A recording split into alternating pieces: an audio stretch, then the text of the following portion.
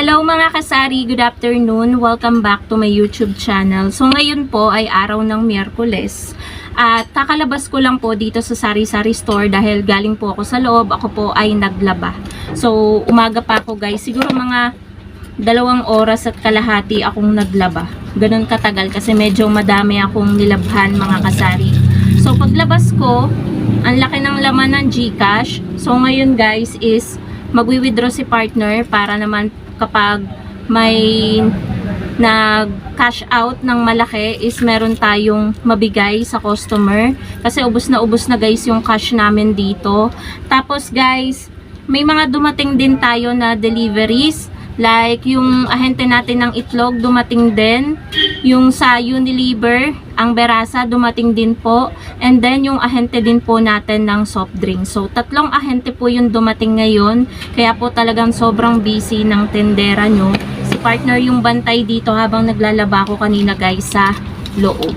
So talagang nakakapagod maglaba. Pero inano ko na guys na kailangan talagang maglaba. Dapat kahapon pa ako naglaba. Kaso kahapon is sobrang sama ng panahon. Ngayon medyo umaraw-araw kahit papano pero hindi pa totaling mainit. Pero naglaba na ako dahil wala na ako guys masuot.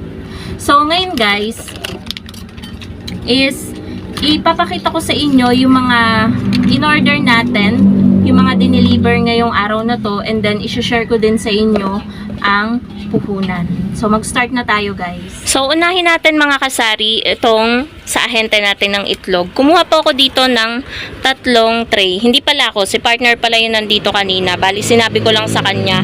Dapat nga 4 na tray yan. Pero 3 lang yung nakuha niya. So, yung total ng pinagbayaran niya dito guys is 780 kasi 260 ang isang tray.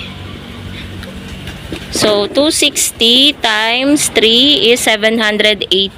Bali, binebenta ko po yan mga kasari ng 10 pesos. Bali, sa isang tray, yung tubo natin is 40 pesos. Buti nga guys, ang tagal hindi nagtaas ng sa itlog kasi siguro ilang months na tong 260, buti nga lang talaga hindi tumataas kasi kapag tumaas liliit yung tubo natin guys sa 40, 'di ba ngayon 40 yung tubo natin, eh hindi naman pwede nating parang ang ano lang guys na gagawin nating 11 or 12 yung itlog kasi nasanay na tayo sa hanggang 10 pesos ang isang pirasong itlog.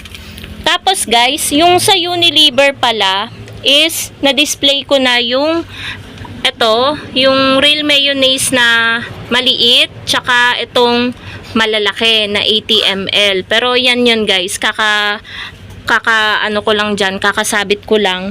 Bali yung resibo natin is yung total ng pinagbayaran ko dito is 799. Yan, ako yung nakapag-receive naman nito guys kanina. Ayan, bago ako mag-start maglaba, dumating yung ahente natin sa mga Unilever. So, ayan guys, 799.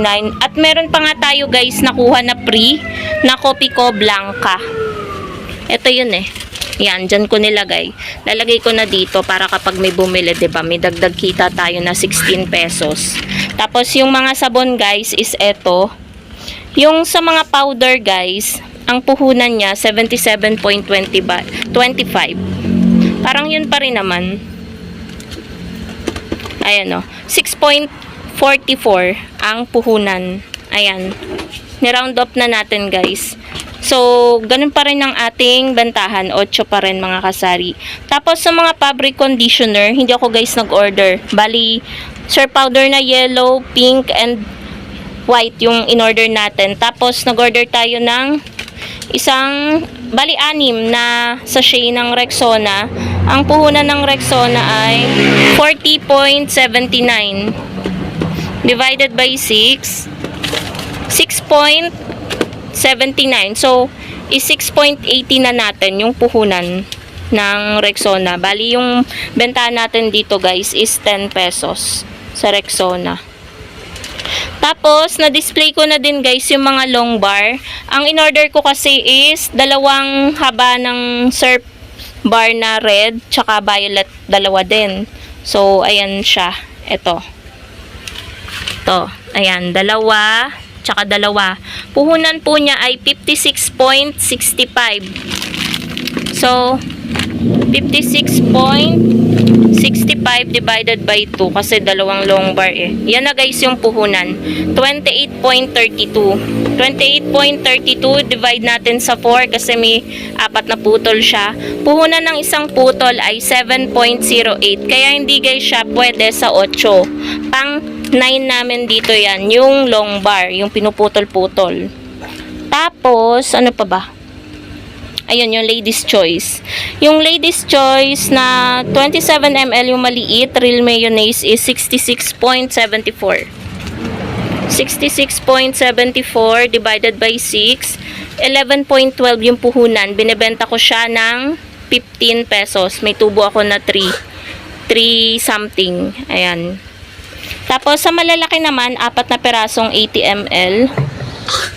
So, ang puhunan po niya is 132.66. Divided by 4, 33.16. Binebenta ko po siya ng 38 pesos.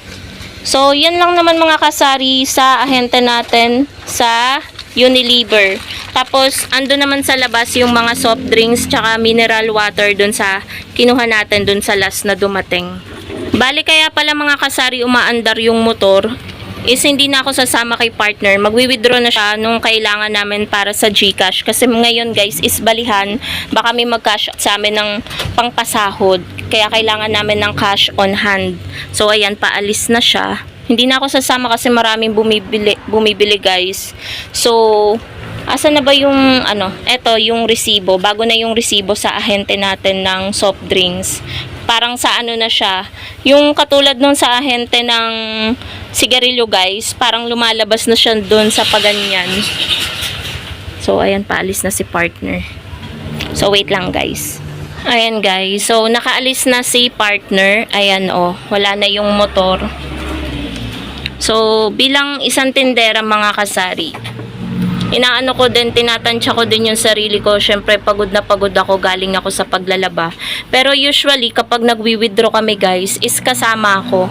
Talagang magkasama kaming dalawa kapag magwi-withdraw. Pero siya na lang mag-isa yung pinalakad ko ngayon. Kasi nga, pagod na pagod ako, napakadami kong nilabhan. So, buhay tindera talaga, hindi matapos guys yung gawain natin. Gawain natin sa loob ng bahay, gawain natin sa loob ng tindahan, 'di ba? Nakakapagod pero caring-carry kapag nakikita naman natin guys na maraming laman yung tindahan natin, malaki yung benta natin, 'di ba? Napapawi naman yung pagod natin. Tapos especially kapag nakikita natin yung mga alaga natin is healthy, tulad niya ni Bebang, ni Basha, tsaka ni Pritzy. Kapag okay sila, magana silang kumain, syempre, ayun, talagang nabubuhayan tayo bilang isang tendera na talagang magsipag pa tayo sa araw-araw. So, tama na ang drama. Pakita ko na sa inyo guys yung ginastos namin sa delivery. Pinagbayaran ko is 1,617 pesos. Kumuha ko ng 2 dosena ng Coke mismo. Sprite at Royal hindi muna dahil meron pa tayo dito. Lagi naman ang fast moving guys is Coke mismo. So, sa Coke mismo, 196 na po ang puhunan sa Coke mismo. Nasa na ba? Hindi ko makita. 196, total of 392 kasi dalawa. Tapos, kumuha ko guys ng 6 na Coke 1.5, 360. Ayan, yung kalahati, 360. Bali pumatak ng nasa 60 ang puhunan ng isa. Tapos guys, kumuha ko ng, pakita ko nga. Ayan, ito yung 6 na Coke 1.5. Pero siya, yung may free na 250 ml. Ito yung 1.75 ml. Tapos guys, kumuha ko ng isang case ng the bote natin, yung tagta 13. Bentahan ko pala guys ng 1.5 is 75. Sa Coke mismo is 22 pesos.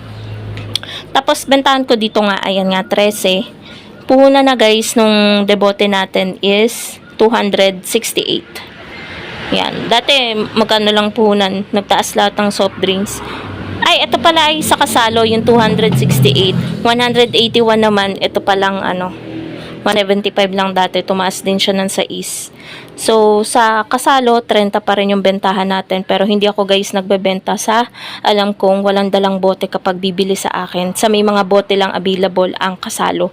Yun guys yung patakaran ko. Kahit kasi magdeposito tayo ng 10 pesos, 15 pesos, 20 pesos, hindi pa rin nila sinasauli yung bote. Eh, hindi naman tayo nakakabili sa ahente natin kapag wala tayong bote sa kasalo.